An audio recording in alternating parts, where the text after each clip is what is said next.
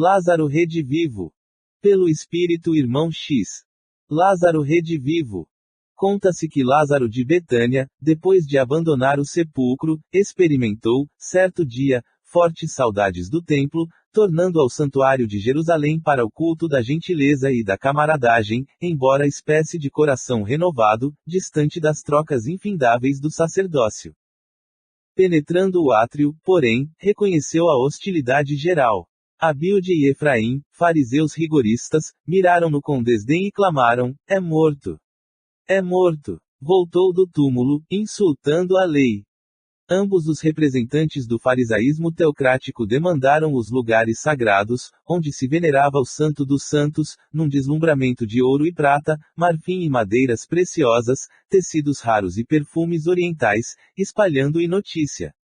Lázaro de Betânia, o morto que regressara do coma, zombando da lei e dos profetas, trazia, ali, afrontosa presença aos pais de raça.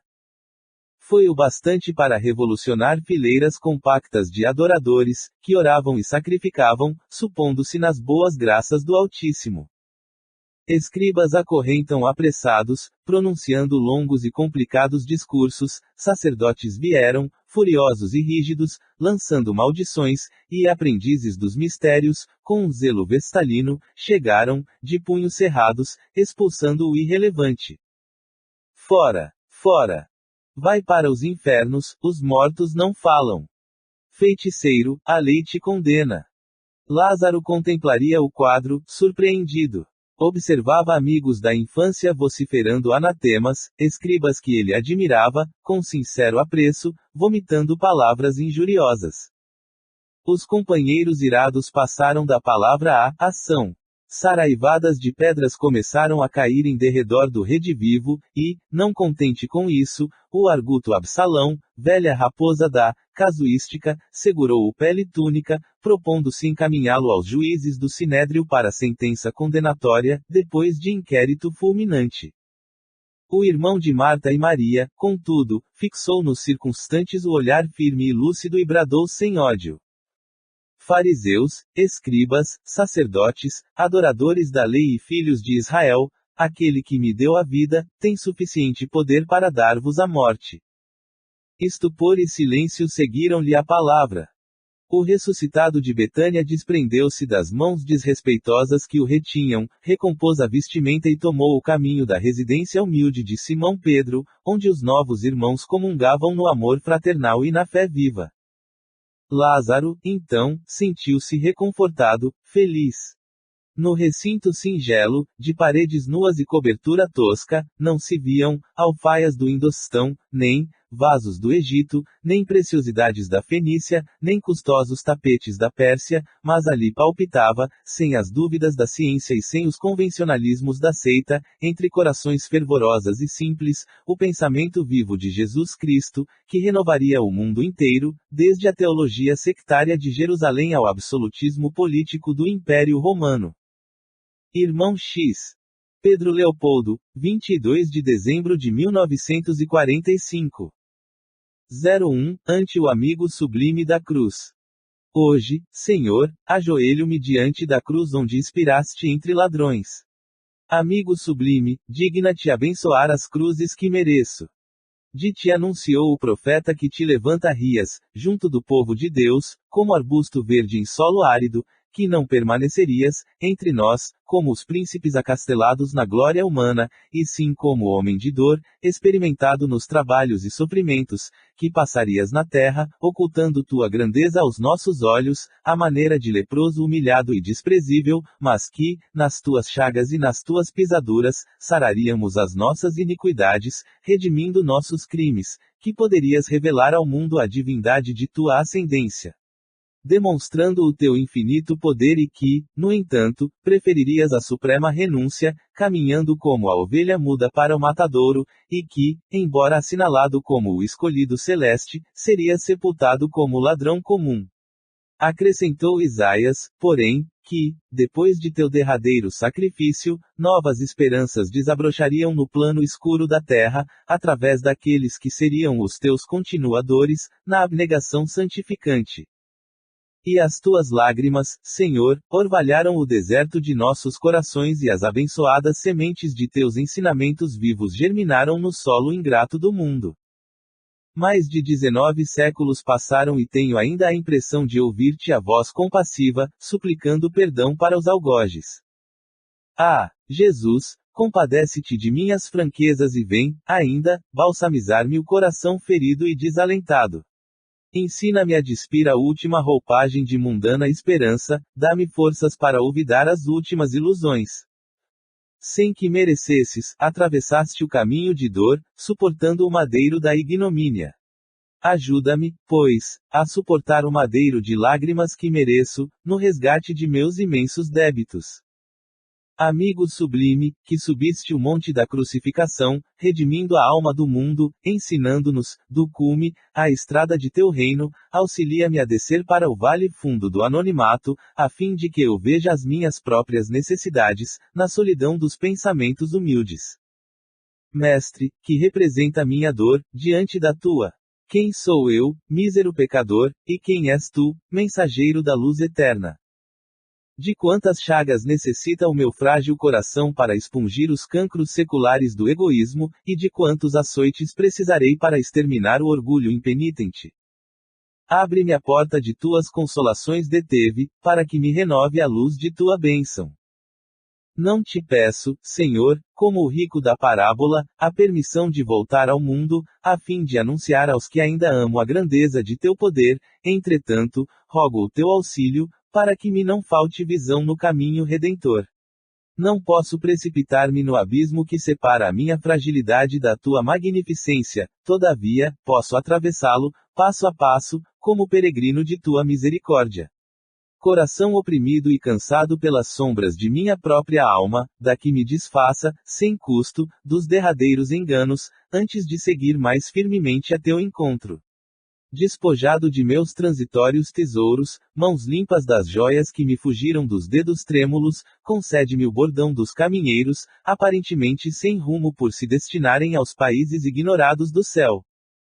Rendo-me, agora, sem condições, ao teu amor infinito, confio-te minhas ansiedades supremas e meus sonhos mais ternos de lutador, e já que é necessário abandonar o meu velho cântaro de fantasias, troca-me a túnica das últimas vaidades literárias pelo burel humilde do viajor, interessado em atingir o berço distante, embora os atalhos difíceis e pedregosos. Enche a solidão de meu espírito com a tua luz, como encheste de perdão, um dia, à noite de nossa ignorância.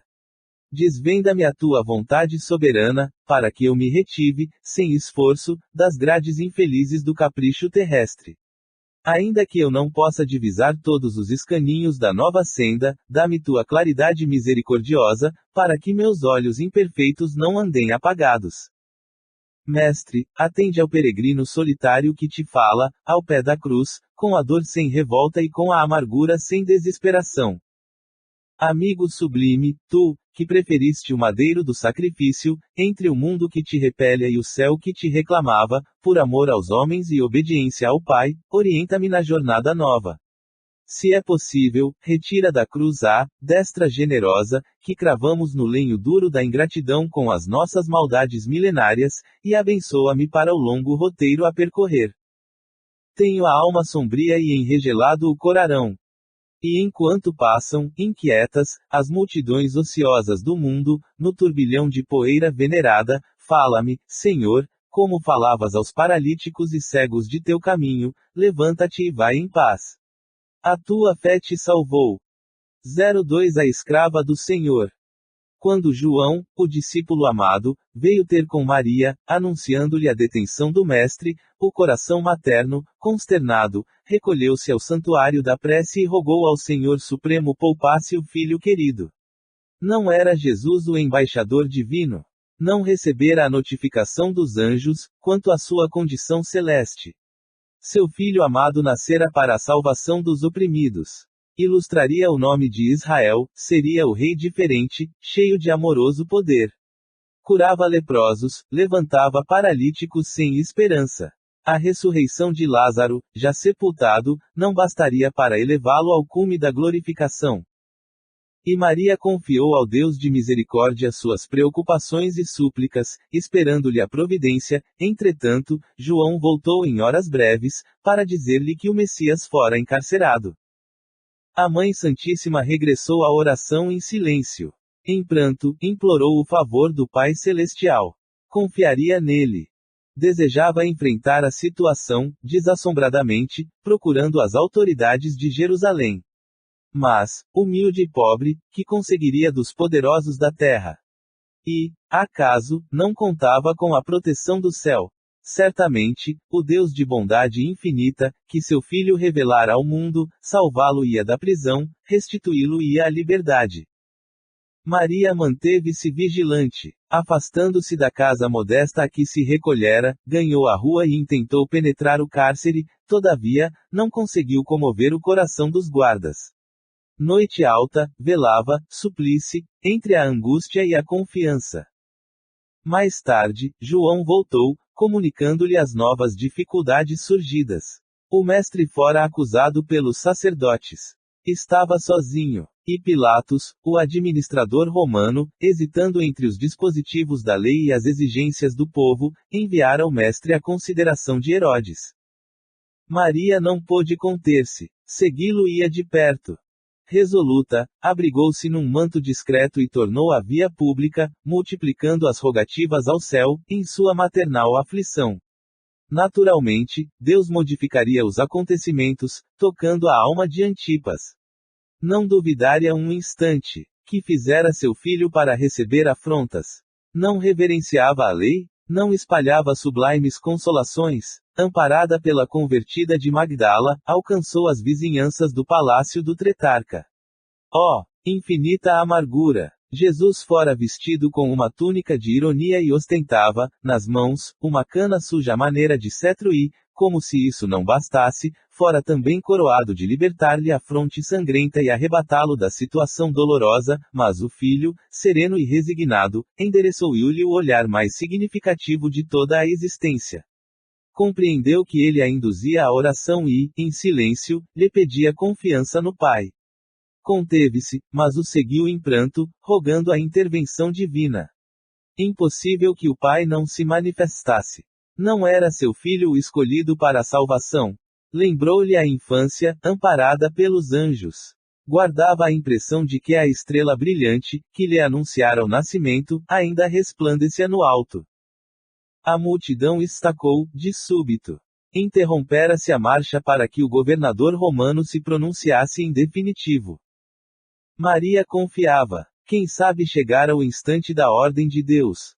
O Supremo Senhor poderia inspirar diretamente o juiz da causa.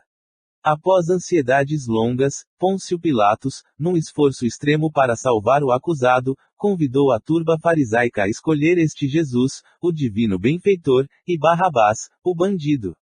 O povo ia falar e o povo devia muitas benções ao seu filho querido. Como equiparar o mensageiro do Pai ao malfeitor cruel que todos conheciam? A multidão, porém, manifestou-se, pedindo a liberdade para Barrabás e a crucificação para Jesus. Oh, pensou a mãe atormentada, onde está o Eterno que não me ouve as orações? Onde permanecem os anjos que me falavam em luminosas promessas? Em copioso pranto, viu seu filho vergado ao peso da cruz. Ele caminhava com dificuldade, corpo trêmulo pelas vergastadas recebidas e, obedecendo ao instinto natural, Maria avançou para oferecer-lhe auxílio. Contiveram-na, todavia, os soldados que rodeavam o condenado divino. Angustiada, recordou-se repentinamente de Abraão. O generoso patriarca, noutro tempo, movido pela voz de Deus, conduzira o filho amado ao sacrifício. Seguira Isaque inocente, dilacerado de dor atendendo à recomendação de Jeová, mas, eis que no instante derradeiro, o Senhor determinou o contrário, e o pai de Israel regressara ao santuário doméstico em soberano triunfo. Certamente, o Deus compassivo escutava-lhe as súplicas e reservava-lhe júbilo igual. Jesus desceria do Calvário, vitorioso, para o seu amor, continuando no apostolado da redenção. No entanto, dolorosamente surpreendida, viu-o içado no madeiro, entre ladrões. Oh, a terrível angústia daquela hora! Por que não a ouvira o poderoso pai? Que fizera para não lhe merecer a bênção? Desalentada, ferida, ouvia a voz do filho, recomendando aos cuidados de João, o companheiro fiel. Registrou-lhe, humilhada, as palavras derradeiras. Mas, quando a sublime cabeça pendeu inerte, Maria recordou a visita do anjo, antes do Natal divino. Em retrospecto maravilhoso, escutou-lhe a saudação celestial. Misteriosa força assenhoreava-se-lhe do espírito. Sim, Jesus era seu filho, todavia, antes de tudo, era o mensageiro de Deus. Ela possuía desejos humanos, mas o Supremo Senhor guardava eternos e insondáveis desígnios. O carinho materno poderia sofrer, contudo, a vontade celeste regozijava-se. Poderia haver lágrimas em seus olhos, mas brilhariam festas de vitória no reino de Deus. Suplicara aparentemente em vão, porquanto, certo, o Todo-Poderoso atenderá-lhe os rogos, não segundo os seus anseios de mãe e sim de acordo com seus planos divinos. Foi então que, Maria, compreendendo à perfeição, a misericórdia e justiça da vontade do Pai, ajoelhou-se aos pés da cruz e, contemplando o Filho morto, repetiu as inesquecíveis afirmações: Senhor, eis aqui a tua serva. Cumpra-se em mim, segundo a tua palavra. 03, Carta aberta. Meu amigo, soube que vocês esperaram, em Sebastianópolis, um escritor já morto, com grande estardalhaço jornalístico. À maneira do viajante que volta de longe, estranho na própria terra e irreconhecível aos seus, deveria ele descer de algum ônibus invisível e aparecer como fantasma autêntico, relacionando novidades e anedotas do país das sombras. Segundo a tradição venerável do Evangelho, Jesus apareceu numa sala de portas cerradas, em Jerusalém, depois da ressurreição, mas somente aos discípulos amados, à luz da confiança na intimidade do coração, contando-se, ainda, que um deles, transformando-se, de chofre, em investigador renitente, avançou para o Mestre, apalpando-lhe as chagas ainda vivas, como se o Cristo só pudesse ser identificado pelas feridas da cruz. O escritor que vocês aguardavam, porém, era chamado a testemunho maior. Exigiam que ele retomasse os ossos carcomidos no apartamento de subsolo, onde seu corpo descansa, e viesse para a via pública discutir com os sacerdotes, confundir os médicos, esclarecer tabeliães e serventuários da justiça e mostrar, não somente as úlceras exclusivamente a um amigo, mas todas as suas vísceras à curiosidade popular. Francamente, a expectação de vocês estarrecia a qualquer, embora compreenda com que naturalidade os vivos provocam os mortos, dentro do véu da carne, velho manto das ilusões. Vocês, aí no mundo, enviam tantos amigos para o céu e tantos inimigos para o inferno, tentando subverter a justiça divina, que não era demais requisitar a presença de um comentarista morto, recorrendo à justiça humana.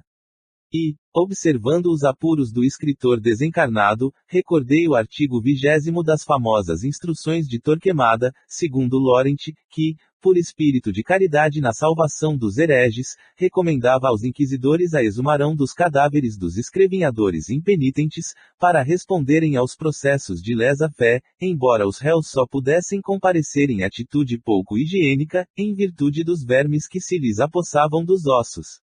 Felizmente, porém, para a tranquilidade de todos nós, que já atravessamos as águas turvas do Aqueronte e para a honra da civilização, Tomás de Torquemada também já restituiu os despojos ao campo de cinzas, há 447 anos. Não obstante esta certeza confortadora, impressionava-me o volume de opiniões desconcertantes e das acusações lançadas a esmo. Reclamavam vocês a presença do morto, com todos os pormenores anatômicos e características psicológicas e, para tanto, pediam o apoio da organização judiciária, apesar da dificuldade para encontrar um meirinho habilitado a entregar mandados no outro mundo. Muitos afirmavam que a providência estabeleceria a vitória definitiva da verdade, como se a ressurreição do Cristo não tivesse felicitado o espírito humano há quase 20 séculos. Outros queriam ver para crer, convencidos de que a fé representa construção fenomênica, sem lasca no raciocínio e no coração. Não faltaram os que lambiam os beiços, esperando a surpresa final, transformando o respeitável estudo das questões do destino e do ser em ruidosa luta de boxe, com o menosprezo de todos os patrimônios espirituais que a civilização ajuntou, devagarinho, vertendo sangue e lágrimas nos conflitos evolutivos. Dissuadam-se, porém, se é que ainda conservam injustificável expectativa quanto aos demais. Os mortos têm voltado em todos os tempos para acalentar a esperança dos vivos de boa vontade, mas os homens de má vontade estão cegos e é impossível curar a cegueira voluntária, não obstante nossa dedicação afetuosa aos companheiros de luta. Ainda mesmo que os desencarnados surgissem de inopino aos olhos das criaturas humanas, em vista do entendimento rudimentar em que se encontram, recorreriam sem demora às teorias de negação, criando recursos para novos ensaios de dúvida palavrosa e brilhante. Os fenômenos não saciam a sede espiritual e a sensação não substitui o trabalho necessário ao desenvolvimento. Convençam-se de que nenhum de nós confundirá as leis eternas. Nem a exigência de vocês e nem a nossa afetividade poderão perturbar a ordem estabelecida. Todas as realizações legítimas pedem preparo e serviço, e você já pensou nas graves consequências do fato que pleiteavam, apaixonadamente. Que seria dos vivos, atolados até o pescoço nos interesses mesquinhos do imediatismo terrestre, se os mortos andassem agora materializados, publicamente, exigindo-lhes a renovação instantânea que só o trabalho, o tempo e a experiência podem fornecer? Desiluda-se, meu caro. Imensurável é a compaixão do Senhor que jamais nos fulminará a pequenez de vermes com a revelação inopinada e integral de sua grandeza. Além disso, vocês todos virão para cá. Ninguém faltará na passagem silenciosa que alguns companheiros alegres costumam apelidar pitorescamente de Defuntolandia. Sem exceção de um só, lançar-se-ão as águas pesadas do velho rio da morte. Não importa a identificação dos necrotérios onde vocês deixarão as vísceras cansadas. Conforta-nos, sobretudo, a certeza de que nos reuniremos uns aos outros, a fim de crescermos em sabedoria e compreensão.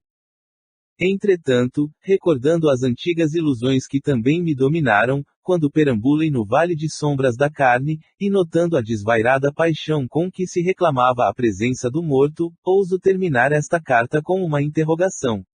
Teriam vocês, de fato, bastante desassombro e serenidade para ver tranquilamente o fantasma e ouvir as revelações da morte? 04. Aos médiums. Desde o momento em que as irmãs Fox, em Hydesville, começaram a suportar a ironia e a suspeita do próximo, por haverem estabelecido uma nova modalidade de comunicação com o além, vocês todos, meus amigos, foram assinalados pelo mesmo destino. Para os cristãos dos tempos apostólicos, não chegavam as cordas e as cruzes, para vocês, é preciso inventar novo gênero de sarcasmo e zombaria. Não basta o ridículo, faz-se necessária a perseguição. Os soldados, no campo de batalha, mormente os que suportam a metralha da frente, adquirem vantagens perante as forças políticas que representam e, se feridos ou mutilados, recebem especial consideração. Vocês, todavia, combatentes pela vitória da espiritualidade, não gozarão semelhantes prerrogativas no mundo, porque a tarefa representativa de que são portadores obedece a títulos que vêm de mais alto. Os sacerdotes das várias confissões religiosas da terra, diplomados na cultura do século, desfrutarão garantias sociais respeitáveis, em seu ministério de orientação das almas, ligados aos interesses temporais das facções a que servem, mas vocês lutarão nas vanguardas de trabalho pela restauração da fé viva e não terão horas de lazer, nem privilégios estabelecidos.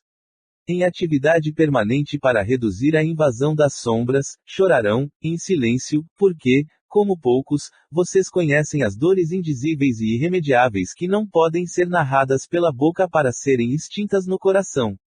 Servirão sem tréguas, observados atentamente pela crueldade dos inimigos e ameaçados pela imprudência de muitos amigos, que não sabem onde situar o entusiasmo e o retraimento.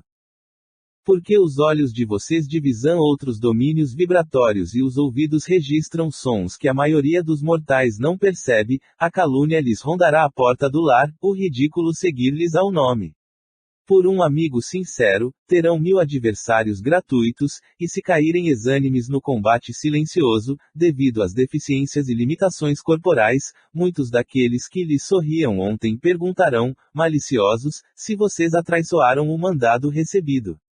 Muitas vezes, se o sono e as exigências do organismo dilatarem a pausa de repouso, indispensável ao mecanismo das células físicas, serão acusados de maus irmãos. Por isso, muitos de vocês se retraem ao santuário doméstico, onde as glórias da confiança e do amor são lauréis imperecíveis da alma. Entretanto, sempre chegará o dia de enfrentar a longa e espessa floresta humana, onde os encarnados, em maioria, se batem como javalis ferozes, uns com os outros. Não duvidem, as horas difíceis soarão sempre e é necessário armar o coração para os grandes testemunhos. Consolem-se na certeza de que não sofrem inutilmente. Tempo virá em que os homens compreenderão que a mediunidade não está circunscrita a determinados seres. Todas as criaturas são instrumentos do bem ou do mal, médiuns do plano superior ou inferior, no campo infinito da vida. Ninguém foge à corrente de inspiração com que sintoniza. E todos os que marcharam na vanguarda da verdade e da luz sofreram o assédio da mentira e da treva, não obstante a sua condição de instrumentos da providência divina para o aperfeiçoamento e felicidade do mundo. Localiza-os a história, em todos os tempos. Giordano Bruno foi queimado por ensinar as leis da natureza. Galileu morreu cego, depois de sofrer, já septuagenário, escandalosas acusações por divulgar alguns detalhes das maravilhas celestes. João Hus, o precursor da reforma, experimentou a fogueira. Gutenberg foi processado, entre dissabores e vicissitudes, terminando a existência, em extremo infortúnio, na companhia de um clérigo que o recolheu caritativamente. Pestalozzi, a princípio, era considerado mau aluno. Edison suportou o sarcasmo de técnicos e acadêmicos dos últimos tempos. Pasteur, em certa ocasião, na cadeira de Química do Instituto de Dijon, foi tido por medíocre. Para que intensificar as citações? Quase todos os que pugnaram com Jesus pelo mundo melhor, nos primeiros séculos do cristianismo, receberam bofetadas e açoites, devassas e confiscações, pedradas de ingratos e insultos de ignorantes, servindo de pasto a feras, gemendo nos cárceres ou atados em postes de martírio. E como só a objetiva do tempo consegue fixar as verdadeiras imagens do bem, as gerações posteriores exaltaram-lhes os sacrifícios, aureolando-lhes o nome de glória universal. Trabalhem e sofram, pois, amando a tarefa a que se consagraram, não só pelo resgate do passado, senão também pela sublime alegria de iluminação do presente. Lutem e esperem. Não somente vocês, mas todos os homens devotados ao trabalho construtivo e redentor do mundo, estejam na pobreza ou na prosperidade, nas artes ou nas ciências, nas letras dos livros ou nas leiras dos campos, são missionários da elevação da Terra, não a serviço das dominações efêmeras do planeta, mas em valiosa cooperação com aquele rei coroado de espinhos. 05 Doce, nome. Não obstante a defecção de Caim e o abandono de José, filho de Jacobe, o nome de irmão é talvez um dos títulos mais doces que existem no mundo. O verdadeiro amor fraternal não pede compensações, não experimenta ciúme, não é exclusivista. Reclama somente a felicidade do objeto amado, com a qual se contenta. Jesus chamava irmãos a todos os seguidores de seu ideal divino e seus legítimos continuadores viviam em comunidade fraternal. Os cristãos martirizados nos circos penetravam na arena abraçados e felizes. Damas do patriciado davam as mãos a escravas misérrimas, unidas para o sacrifício. Não se conheciam antes. As filhas dos romanos aristocráticos haviam nascido no berço da dominação, enquanto as servas dos nobres haviam chegado ao mundo à sombra do cativeiro. Enfrentavam, porém, as feras sacrílegas, de mãos entrelaçadas, porque o evangelho do reino celeste lhes revelara o doce mistério da sublime fraternidade. Eram irmãs, diante do Eterno, era tudo o que podiam saber no supremo holocausto a Jesus Cristo, porque invertiam o sangue generoso e renovador. Francisco de Assis, abnegado companheiro dos homens e da natureza, sentia-se irmão do lobo de Gúbio, ao qual dirigia a palavra em nome de Deus. Paulo de Tarso, o apóstolo da gentilidade, escrevendo aos hebreus, que representavam o povo escolhido, recomenda-lhes, no versículo 1 do capítulo 13, a conservação do amor fraternal. Paulo tinha razões sérias para emitir o conselho porque, se não podemos opinar sobre o amor angélico, inacessível ainda ao nosso entendimento, podemos algo dizer sobre os afetos humanos. E nas atividades além do túmulo, a legítima ligação fraternal, sublime e constante, elevada e sincera, é talvez a única que jamais surpreende ou desconcerta. Constituindo reais exceções os enlaces das almas em união imperecível, na face do planeta, em regra geral os cônjuges, depois da morte, descobrem, por fim, que consumiram imensas quantidades de combustível das paixões para aprenderem a ser bons irmãos um do outro. Filhos e pais, nas mesmas circunstâncias, adquirem expressivos ensinamentos, em virtude dos imperativos da reencarnação. Muitas vezes, a consanguinidade constitui o cadinho purificador. O devotamento fraterno, porém, alcança culminâncias divinas. A realidade não lhe embacia o clarão, nem a morte lhe desfigura a beleza.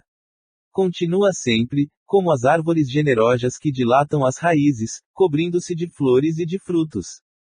O irmão não conhece os dramas passionais dos desejos desatendidos, não exige considerações exteriores, não solicita senão a ventura dos que lhe gozam o carinho e a dedicação.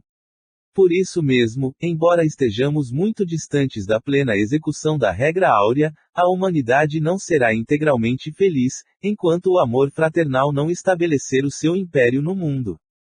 Semelhantes considerações vieram-me ao raciocínio, ao receber a visita de uma senhora recentemente desencarnada. A pobre criatura, ainda estremunhada, ao acordar de longo pesadelo terrestre, perguntou-me por certo escritor que já se livrou do corpo enfermo há alguns anos. Ante minha surpresa, explicava-se, atenciosa. Trata-se de um homem de letras que escreveu na mocidade algumas páginas cômicas do anedotário fecenhino, tornando-se na idade madura um grande amigo dos que sofriam, pela sua nova compreensão. Já sei, disse-lhe sorrindo, a princípio ele molhava a pena no vermelhão com que se pintam os palhaços inteligentes para atender às exigências do público, em seguida ensopou-a no vasto tinteiro das lágrimas. Começou bebendo o vinho adocicado da fantasia para vomitar, mais tarde, o vinagre amargoso do desengano. Isso mesmo, respondeu curiosa. E acrescentou. Esse homem morreu e continuou escrevendo. Ninguém o via, nem o ouvia. Entretanto, à maneira do viajante que manda notícias de longe, prosseguiu, animando os companheiros de luta, falando-lhes do estranho e belo país a que fora recolhida sua alma, sendo reconhecido por todos nós, através de seu pensamento mais vivo que nunca. Ser-me-á tão difícil encontrá-la. Observando-me o silêncio, pronunciou um nome que me era familiar. Interrompi-a, porém, espantado, acentuando. Ouça, minha amiga, chame-o pelo doce nome. Doce nome. Sim, chame-o, irmão, e talvez compareça ao seu encontro. E porque a interlocutora revelasse profundo assombro no olhar, esclareci, bem-humorado. Conheço a pessoa que procura, e devo-lhe, boa irmã, explicações. Como a senhora sabe, o nome é uma túnica com que nos diferenciamos uns do a outros. Ora, na terra, o único manto que valia a pena ser disputado era, efetivamente, o do Cristo, sobre o qual os soldados lançaram a sorte. Como não ignora, alguns amigos do companheiro a que se refere, exigiram-lhe, por entusiástico amor, a túnica, depois do transe definitivo do corpo, e ele, receoso de uma consagração que não merecia, pediu a Deus um traje novo e atirou seu antigo manto no vale sombrio do esquecimento a da morte. 06, quem avisa. Conta-se que um cômico célebre, em pleno espetáculo, recebeu, no entreato, um telegrama triste, anunciando-lhe a morte do pai. Desatando as lágrimas, voltou à ribalta, em suprema consternação, comunicando à plateia: meus senhores, acabo de ser informado de que meu pai morreu. Ao invés, porém, da compunção dos ouvintes, recebeu estonteantes aplausos. O público ria gostosamente, acreditando na continuação da peça, embora o patético a caracterizar-se no rosto angustiado do artista. Naquele instante, seu coração era uma fonte de lágrimas, sustentando um rio de gargalhadas. Onde a culpa do infeliz? Há pessoas que nascem na Terra com o dom de chorar para que outros desenvolvam a faculdade de rir.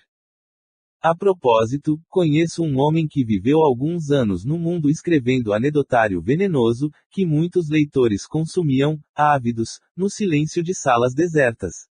Cavalheiros respeitáveis e senhoras bem postas, jovens de ambos os sexos, recolhiam-se, de quando em quando, em obscuros recantos da casa, cultivando a perfídia sorridente e a ironia maliciosa. Liam com interesse, lembravam pessoas de suas relações, emoldurando-as nos quadros que a leitura lhes sugeria e, não raro, cerravam a porta, a fim de viverem, mais intensamente, as impressões recolhidas. O pobre autor desempenhava atribuições de escriba popular. Nas ruas, nos cafés, nas bancas de jornais, nas rodas de amigos, surpreendia todas as notas picantes, aproveitando-as em molho de escândalo na frigideira da gramática para o consumo geral. Os fregueses eram numerosos e, por isso, não era pequeno o trabalho das linotipos. O comentarista alegre, contudo, se fazia rir como Tribulete, o palhaço, a fim de ganhar a vida, no fundo de si mesmo desejava ser como Epaminondas, o tebano ilustre, que morreu amando as realizações honestas. E mais tarde, ao apagar das luzes, ele, que vendia risos, passou a exportar sofrimentos. Com a renovação espiritual, modificou-se-lhe a clientela. Suas páginas não mais figuravam entre as leituras secretas guardadas a 7 chaves. Eram, agora, folhas pálidas de filosofia da desilusão, da sombra, do destino e da dor. Encontrou, nessa fase, amizades mais sólidas. Junto daqueles que colhem as rosas da existência humana, inumeráveis são as fileiras dos que trabalham entre os espinhos e, se alguns espíritos jovens estão bailando despreocupados, no festim da vida carnal, são incontáveis os corações amadurecidos que velã, suplices, nas trevas da noite. Em vista disso, talvez, encontrou ele simpatias novas, mais claras e mais sinceras. Mergulhado nesse campo de vibrações diferentes, transferiu-se para o Castelo da Morte, onde, surpreendido, encontrou as profundas e maravilhosas revelações da vida. Renovado, feliz, prosseguiu escrevendo para os companheiros de luta, reavivando-lhes a esperança no naufrágio das ilusões. Como marinheiro experiente, sentindo a inesperada segurança da praia, atirava salva-vidas aos irmãos de sonho, que se debatiam à distância, na fúria das águas móveis e traiçoeiras. Mantinha-se nesse leibor, quando os admiradores de sua primeira fase de serviço, velhos cultivadores da malícia humana, gritaram do alto de sua superioridade. Impossível! Como falar do céu, quem se agarrava freneticamente à terra? É mentira! Eu não tinha fé. Como é isso? A subversão na ordem espiritual. A pregação do bem estará confiada aos impenitentes da vida humana. O pobre comentarista desencarnado começou a receber acusações e pedradas. Alguns adversários gratuitos, se pudessem, levantá-lo iam do túmulo, para afrontá-lo a pancadas. Surgiram discussões, perseguições, atritos. Impressionado e comovido com as torturas de que o amigo era vítima, procurei-o, em pessoa, não só para confortá-la, mas também para recolher-lhe as íntimas impressões. Não fui encontrá-la, porém, descabelado, a gritar, como personagem de ópera, em desespero. Revelava-se calmo, sereno, seguro de si mesmo, e, cheio de compreensão pelas fraquezas do próximo, terminou a palestra, esclarecendo com um sorriso. Não, meu amigo, não estou desalentado. Se estivesse por lá, no turbilhão, talvez fizesse pior. Se ainda me demorasse na carne e soubesse que um homem, como eu, andava escrevendo sobre a iluminação eterna da alma, depois da morte do corpo, admitiria tudo, menos a realidade. Muitos me acusam, gratuitamente, classificando-me de escritor venenoso, mas... que fazer? Fez longa pausa, mostrou maior lucidez no olhar compreensivo e concluiu. Não me preocupo, agora, por mim, que tenho a felicidade de resgatar o passado. Como é natural, todavia, preocupo-me pelos meus antigos clientes, porque se me conhecem tão bem, dão testemunho de que me leram com atenção. Leram e gostaram. E se eu, presentemente, trabalho para destruir a árvore que plantei, eles que se preparem diante do futuro, porquanto é provável que quase todos tenham de vomitar os frutos que ingeriram gostosamente. 07 Em ação de graças. Por que razão continuam os mortos a escrever para os vivos? Não sabem outra coisa? Com a difusão do espiritismo, recrudesceu a reação do comodismo. Algumas escolas religiosas, interessadas no deixa estar como está para ver como fica, ensinam que os mortos não voltam e, embora exaltem a divindade do espírito, apregoam que o homem é simplesmente pó e que em pó se tornará. Por isso, as criaturas mais generosas deitam algumas pitadinhas de poeira sobre os cadáveres dos amigos, quando a carne volve à comunhão mais íntima com a natureza, e, se consagram verdadeira afeição ao morto, mandam repetir nos sepulcros o velho epitáfio, que a terra te seja leve. Os companheiros mais sérios, terminado o funeral, ainda leem algumas linhas do Eclesiastes, no capítulo em que o profeta alude às cinzas das vaidades humanas, entretanto, mesmo esses, no dia seguinte, entram no gracioso cordão das anedotas biográficas do extinto.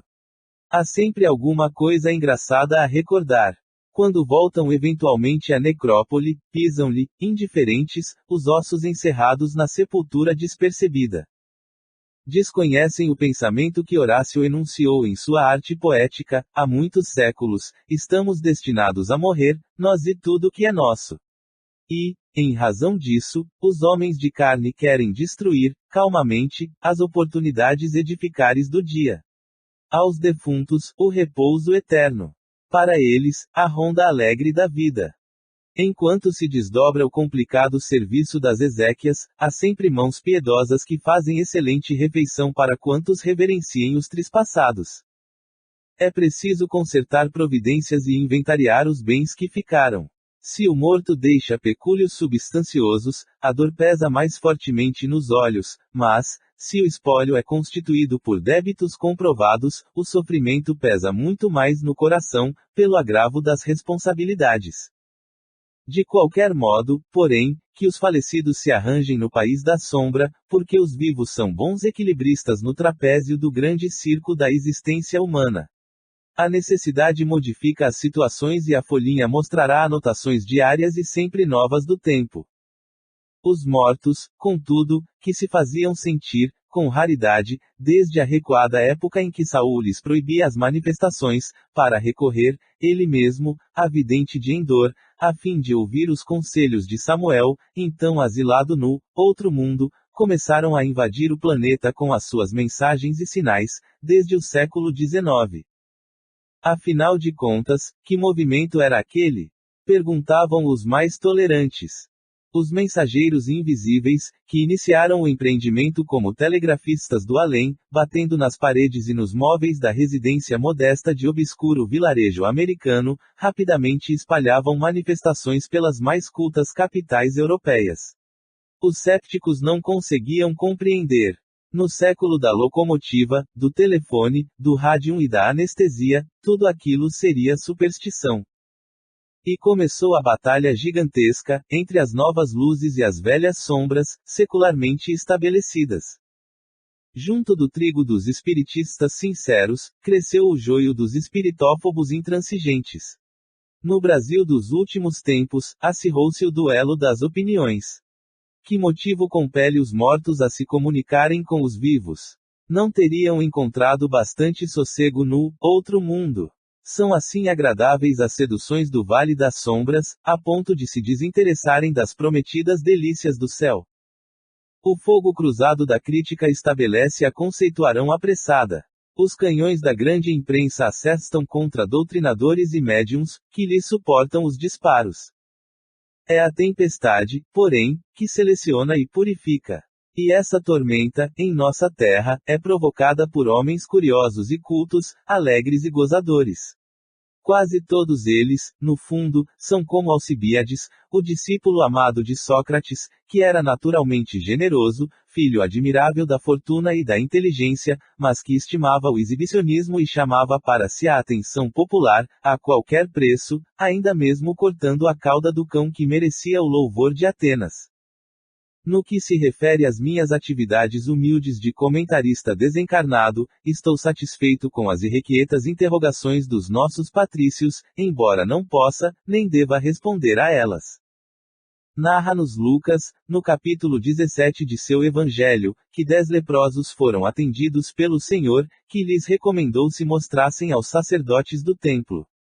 Cumpriram-lhe a ordem e foram curados. Um deles, samaritano desprezível, vendo-se reintegrado na saúde, regressou, encantado e feliz, aos pés do Cristo, rendendo graças. Também eu, curado da lepra da vaidade que me ensombrava a alma, pela compaixão do divino médico, torno ao serviço dele, para testemunhar reconhecimento. Dos outros leprosos que se limparam em minha companhia, não posso dar notícias. Sei apenas de mim que voltei, não a serviço dos homens, mas em tarefa gratulatória, revelando-me aos companheiros de luta, para que procurem o Senhor, não como doentes, e sim na qualidade de cooperadores fiéis. Diz, porém, a velha quadra que, até nas flores se encontra a diferença da sorte. Assim será sempre, em todos os setores da natureza. As andorinhas, por exemplo, acompanham a primavera, voando no espaço amplo, mas os sapos cantam, alegres, quando há mais lodo nas águas barrentas do pântano. 08 Conquista e liberdade. Quase todas as criaturas guardam ciosamente as disposições da avareza. Seja entre as possibilidades do dinheiro ou da inteligência, do favor público ou da autoridade, a tendência de amontoar caracteriza a maioria dos homens. O tirano congrega fâmulos e turiferários, como os magnatas monopolizam os grandes negócios materiais. Os pregadores, quase sempre, estimam os ouvintes, não pela qualidade, mas pelo número.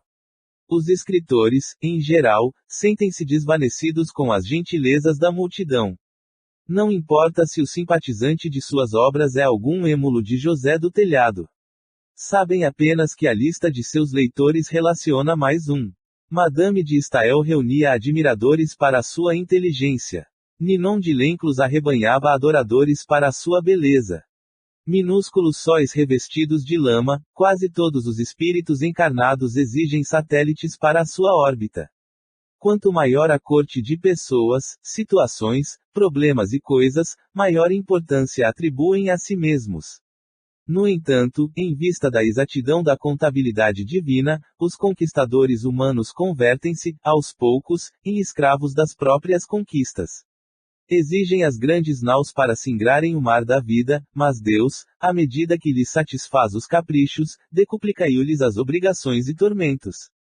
Alexandre Magno, rei da Macedônia, submeteu a Grécia, venceu a Pérsia, conquistou o Egito, tomou Babilônia e morreu, atacado de febre maligna, aos 33 anos, dividindo-se-lhe o vasto império entre os generais de suas aventuras sangrentas.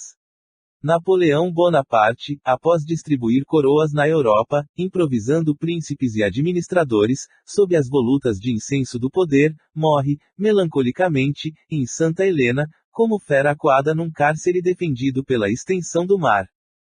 Nem todos passam no mundo, agraciados pelo favor das armas, como Alexandre e Napoleão, todavia, copiando-lhes o impulso, quase todos os homens e mulheres da terra são teimosos conquistadores a se mergulharem, cada dia, nas pesadas e angustiosas preocupações por novos troféus.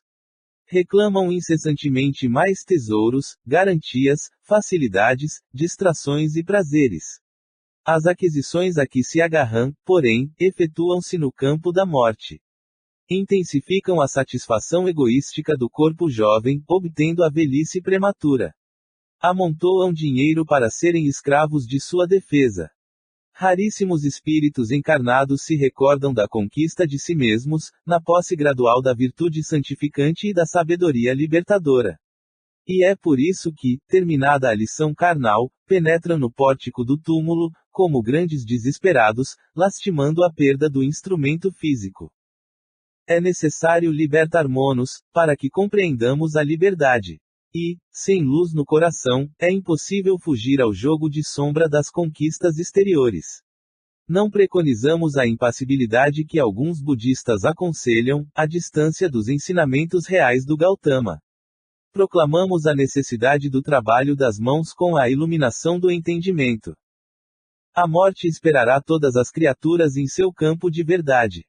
E ao influxo de sua luz, devemos restituir ao mundo todos os patrimônios exteriores que ajuntamos, em nossa mania de conquistar ao inverso, revelando o que amontoamos, dentro de nós, para a verdadeira vida.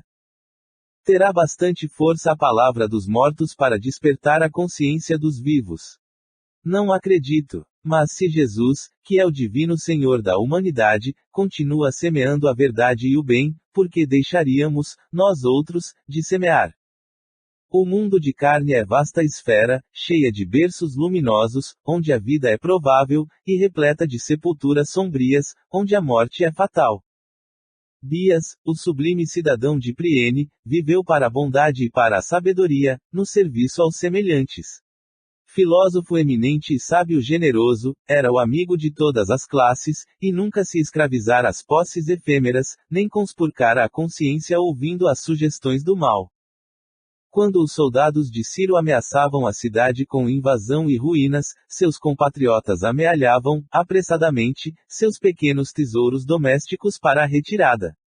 Homens e mulheres, velhos e crianças, atropelavam-se uns aos outros, tentando salvar, com êxito, as joias e haveres, os perfumes e tapetes custosos.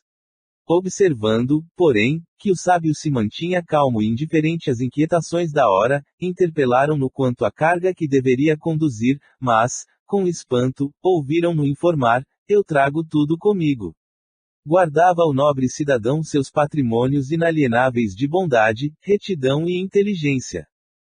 No supremo instante da morte, quando nos sitiam as armas invisíveis da realidade, ai daqueles que não puderem repetir a inesquecível informação do filósofo aos companheiros em desesperação. A ignorância estabelece o cativeiro, mas a sabedoria oferece a liberdade. Se as conquistas do homem restringem-se ao plano das aquisições externas, com o desconhecimento do caráter transitório da existência humana, chegado o momento decisivo vão tentar a carregar alfaias e adornos, vestuários e depósitos terrestres, porque, em verdade, não ficará pedra sobre pedra.